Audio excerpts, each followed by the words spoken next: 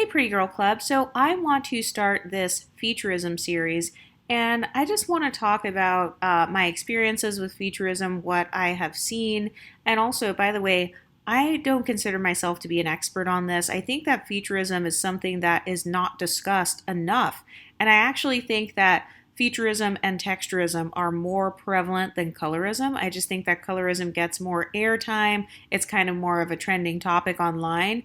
But when I think about Featurism, I think of the Featurism that I have witnessed in the Black community in particular. I'm not saying that other races of people can't be Featurist, but I'm just going to discuss the things that I've witnessed.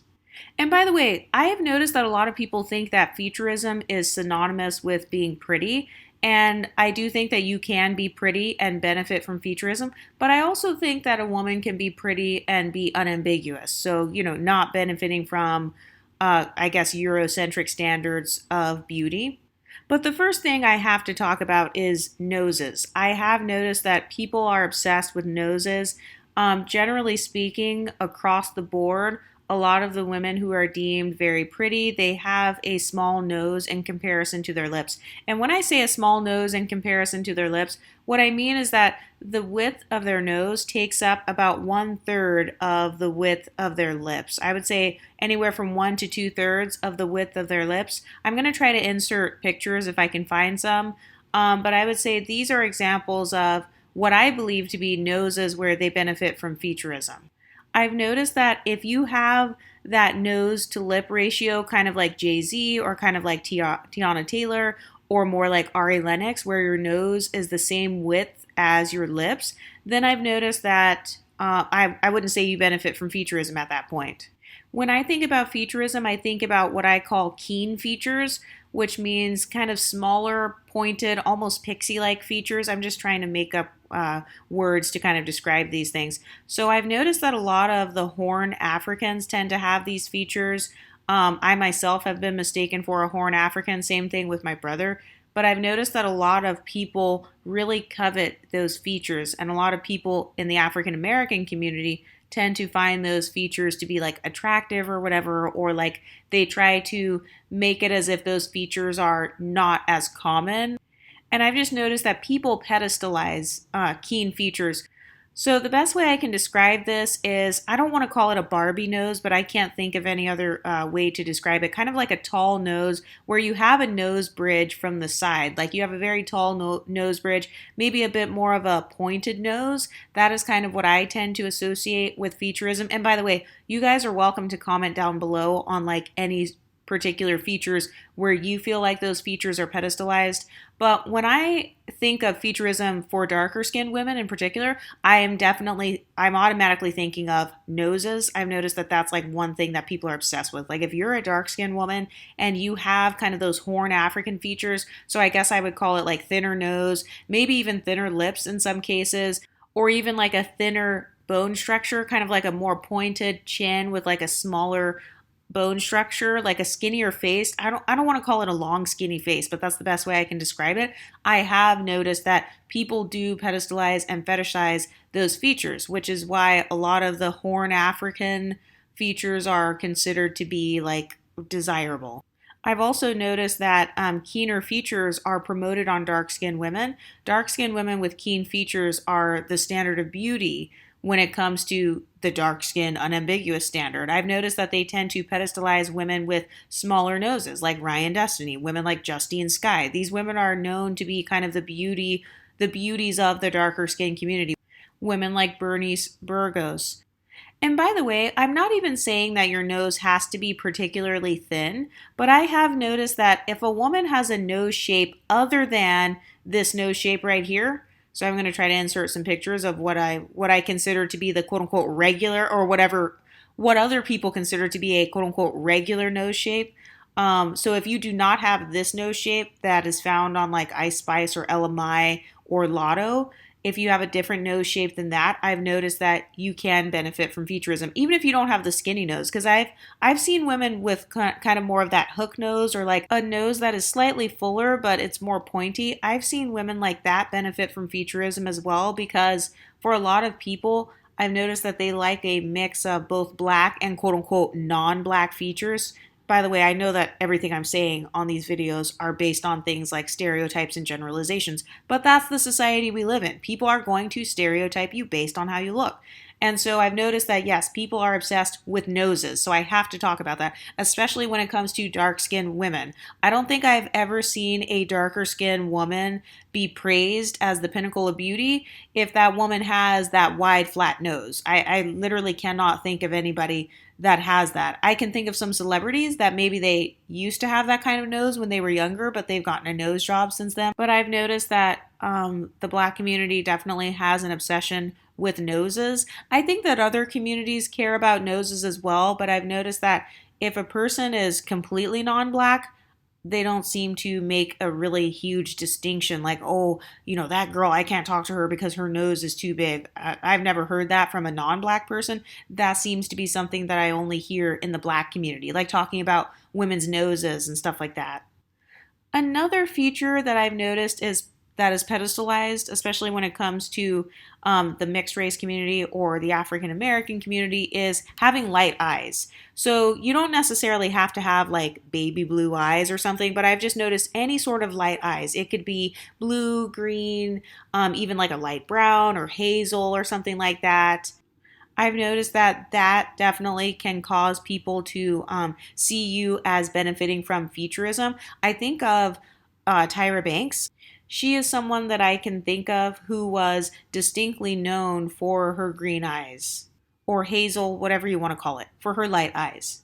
I'm also thinking of Rihanna. I'm thinking of Lori Harvey. So pretty much if you have like kind of lighter eyes, I've noticed that people do pedestalize those features. Also, have you ever noticed how the unambiguous black community in particular, they want to hold on to our beauty. If you benefit from Featurism, the black community wants you to represent them. They will push you to the forefront. Notice how with women like Lori Harvey, who benefits from all three, colorism, texturism, and Featurism, they won't let Lori Harvey be mixed, even though she is mixed.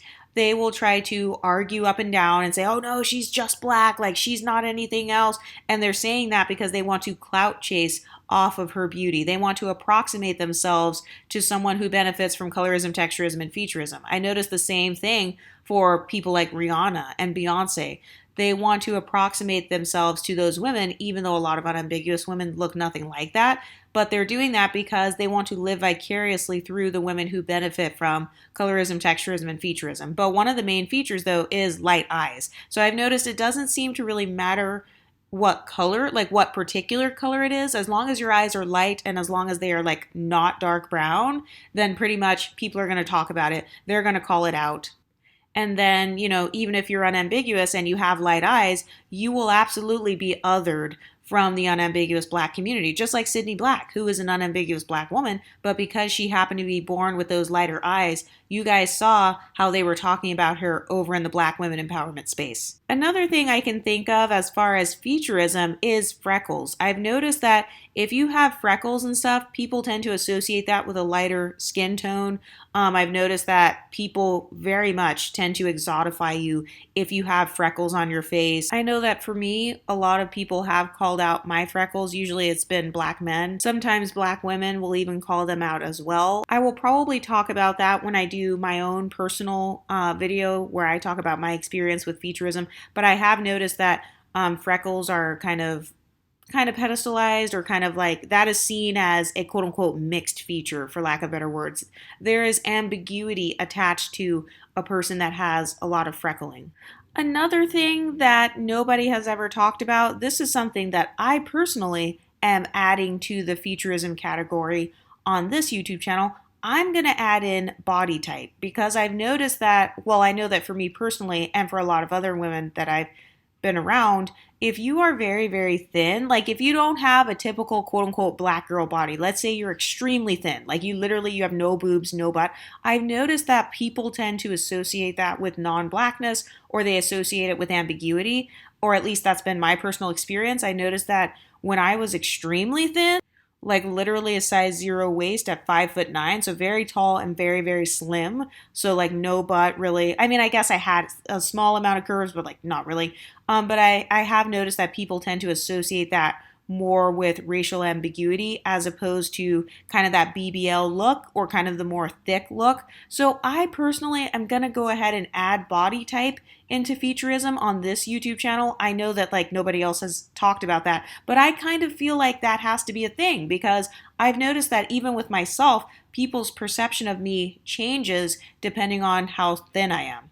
Like I remember when I became very thin, even my own family members, they were saying that I looked like a starving Ethiopian. And I'm sorry if that offends you, but I'm just saying that's what my own family members have talked about. Or like basically, I feel like people exotify when you have this small, thin frame. They associate it with non blackness because I have noticed that there's a stereotype that if you are black or black adjacent, that you have kind of like this black girl booty or the black girl body. So, another thing I'm going to add into Featurism, I haven't heard anyone talk about this one either, but I kind of want to talk about this on this channel, is the size of your lips. So I know that having full lips is the beauty standard, but one other thing that I've noticed though is that you can actually have thin lips and also be considered beautiful as well. So it seems like with lips, it's not really a big deal, but I have noticed that lips, the size of your lips or the thinness of your lips, it can add or take away from your ambiguity. And I'm, again, speaking from experience here because if I don't wear lipstick, I have had people make comments where it's like, I don't really have the biggest lips, or, my lips are like, they don't really stand out as much, or I kind of am perceived as more ambiguous. And I've noticed that whenever I wear lipstick, like really outlining the shape of my lips, then I feel like people perceive me as more black. I've also been told before one time, you have thin lips for a black girl. And I don't have thin lips like Kylie Jenner lips. For reference, my lips look like how Shira Seven's lips looked before she got the lip fillers. I just personally feel like having that pointed nose and then coupling that with kind of smaller lips, I have noticed that it kind of makes people associate you with more ambiguity, or at least in my experience. I don't know why people tend to associate those things as being ambiguous, but basically if you do not have kind of those pouty rounded out lips. So you know how Ryan Destiny has like that perfect lip shape? So I'm talking about women who do not have this lip shape. So your lips are a little bit smaller. They don't have to be thin, not like Kylie Jenner thin, but more like Aaliyah or like the girl who played Aaliyah in that movie, Alexandra Shipp. So I feel like my lips are more along those lines, and I have been told before, you have thin lips for a black girl. So, but a person saying that though, that's kind of telling me that they associate black girls with having fuller lips or having like more pouty, kind of rounded out circular lips. So I am going to add lip size into the Featurism conversation on this channel. And by the way, for the people who want to come and police our terminologies and stuff that we use over here, I don't have to listen to you, just so you know. Like everything that we're doing in this community, this is really more of a think tank. So we are all coming together. We're all talking about our experiences here in the Pretty Girl Club. And basically my content is kind of for like whoever can relate to it. So if you can't relate to any of this, that's fine. You don't even have to like say anything because the video is made for people who feel like they can relate to this. But I have noticed that yes, people will comment on lips. I've also seen people making fun of very large lips, but I feel like that's not really as prevalent anymore because people get a pass now. I feel like people are more lenient with your lip size. Also, something else that I forgot to mention, I haven't heard anyone talk about this feature when they were discussing the Featurism thing, but I've seen mixed race black women benefit from Featurism if they are, let's say you're Blasian, and you have that monolid eye shape that is kind of like associated with Asian people. I have actually seen mixed black women get othered, or sometimes they will get pedestalized because people will be like, oh wow, like I can tell you're mixed or whatever because you have the eyes of a person from one of those Asian countries. So I'm going to go ahead and add that into the Featurism conversation as well, because I do feel like basically if your eyes are a different shape, then you can become othered. Also, I've noticed that when people talk about Featurism, they tend to be talking about like who gets pedestalized because of their features. But on this channel, I want to talk about the pedestalization part, but I also want to talk about being othered because of your features. Because like, for example, with me, I never thought anything about my lips or my nose or anything with my face in relation to blackness. I never thought about it until others started calling out those things. Another thing that I'm going to throw in here because I do feel like it relates to this, and I have heard people comment on this, is eyebrows. So let's say you are black, like mixed race. Let's say you're a mixed race black woman, and depending on your racial mixture, maybe you have very, very thick eyebrows, or maybe you don't have kind of the classic eyebrows that you would see in the black community, kind of like these, I guess, thinner eyebrows. Let's say you have thicker, kind of soapy brows, or I don't want to say like Frida Kahlo, but that's just the best example I can think of right now. I have noticed that people associate that with, they'll basically other you, or you may be othered into kind of like some sort of Arab category or some sort of like South Asian category, because I have heard people make comments on eyebrows or talk about eyebrows. And like I said, when I discuss featureism on this channel, I want to talk about both sides of it. So the pedestalization side or the downside of it, like kind of being made fun of, kind of like me when I get very, very thin, being called a starving Ethiopian or being told I eat like a rabbit or, things like that, kind of being made fun of for my actual body type not fitting that quote unquote black girl body type. Something else that nobody talks about that I really want to add to the conversation is your teeth. I know that that's like not a part of quote unquote featureism, but no, I want to talk about this because I have noticed where a lot of people will target MLS women, they will target ABWs, and they will try to call out their teeth being messed up, or like let's say you have gaps in your teeth, maybe you have crowding in your teeth, maybe you have very small teeth. I'm going to go ahead and just add that into the feature commentary on this channel. I don't know if I would call it featureism, but I do want to discuss that because I really do feel like if you're an MLS woman and let's say your teeth are not perfect, people are going to call it out. They're going to call it out because they're going to try to find a flaw. Basically, people try to find flaws in your features and then they will call them out in an attempt to make you feel less than. But have you guys ever been othered because of one of these features I've mentioned? Or have you ever been told that you look like a certain person because of some of your features? Have you had people make fun of you and say, like, oh, you don't have a black girl booty, or you don't have black girl lips, or you don't have XYZ features that you should have? You look like, and then they name some other stereotype that you look like instead of your blackness. Have you ever been othered because of your features? Let me know what you think in the comment section, and I'll talk to you next time. Stay pretty, ladies.